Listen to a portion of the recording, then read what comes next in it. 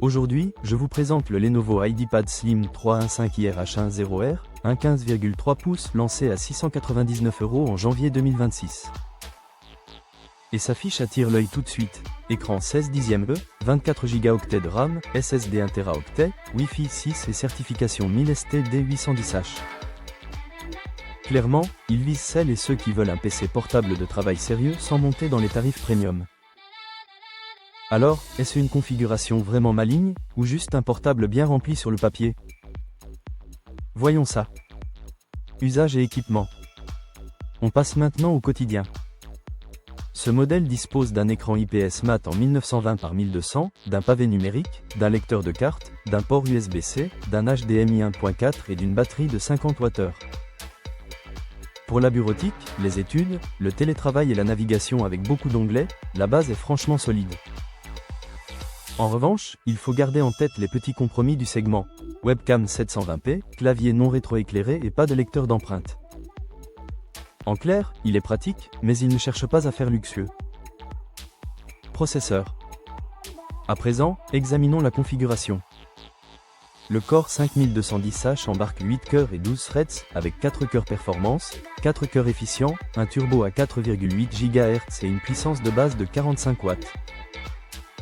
Intel annonce aussi une partie graphique intégrée à 48 unités d'exécution montant à 1,4 GHz.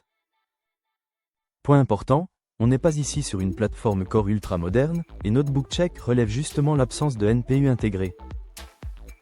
En performance pure, ce processeur se situe grosso modo au niveau d'un Core Ultra 5125H en calcul multi chez Notebook Check, ce qui veut dire une chose simple. Pour un portable bureautique bien musclé, c'est très sérieux, même si ce n'est pas une machine pensée pour l'IA locale ou la création lourde.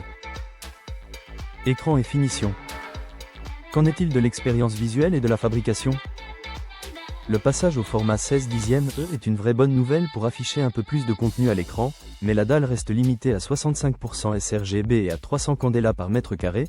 Pour le web, la bureautique et la vidéo, c'est cohérent. Pour la photo, beaucoup moins. Côté châssis, Notebook Check parle d'un portable simple avec une coque ABS clairement orientée budget. En revanche, le test note aussi un pavé tactile plus grand et un ressenti de frappe qui reste correct. Sur l'aspect écologique, Lenovo ne met pas en avant de matériaux recyclés dans la fabrication, mais l'emballage comprend surtout du carton et un film plastique recyclé à 90%. Verdict et prix. Je trouve ce Lenovo intéressant pour une raison très simple. À 699 € au lancement, il proposait 24 Go de RAM et 1 Teraoctet de SSD, ce qui reste généreux sur ce niveau de prix. Et avec les hausses de coûts mémoire et CPU relevées par TrendForce depuis le début de 2026, ce tarif de départ paraît plutôt cohérent qu'exagéré. Donc non, ce n'est pas un portable spectaculaire. En revanche, si vous cherchez un 15 pouces bureautique bien équipé, lisible et pragmatique, il a de vrais arguments. Et pour voir les marchands qui le proposent, le lien en description renvoie vers sa fiche sur Comparer Malin.